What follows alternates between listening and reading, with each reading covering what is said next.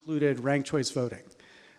And we have an active movement going on right now in New Hampshire to establish ranked choice voting for the presidential campaigns. And so just make sure everybody understands what this would mean. It would mean you go into the ballot box at the primary and you would say, I'm for so-and-so first, maybe people here might say Yang first, and I'm for so-and-so second, and I'm for so-and-so third.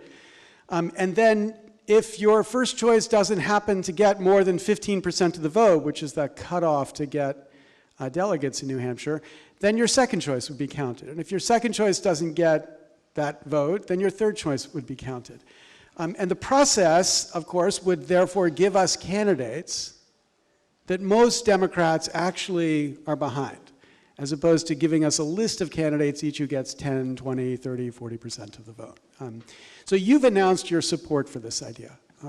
And I wonder if you could explain to us why you think that helps our democracy to have something like ranked choice in the system. Yeah, I'm a huge fan of ranked choice voting. And if you, oh good. I'm for other things you like too. So, I mean, right now our process is, it's like this first past the post system. It ends up squelching diversity of perspectives. And what happens, and you'll hear this every cycle, where it's like, don't waste your vote, don't waste your vote. And so maybe you like this person, but that person might not have like a 51% chance of winning, and so people are like, oh, like, don't do it, don't do it. And so you end up not expressing your true preference, and then you say, okay, I'm going to end up voting for this person instead. So what that means in practice is it ends up rewarding and protecting incumbents. It makes it harder for third parties to arise. And in the extremes, it can even completely change the result from something that the majority of voters intended.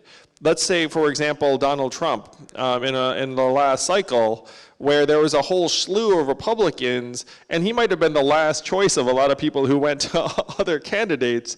And in a ranked choice system, he might not have performed as well, because a lot of people wouldn't have necessarily had them as their second choice. So it's huge. It would be a huge increase in the efficacy of our democracy in terms of its actual representing the will of the people if we were to have ranked choice voting and you could express your true preferences. Yeah, and so, yes, thank you. And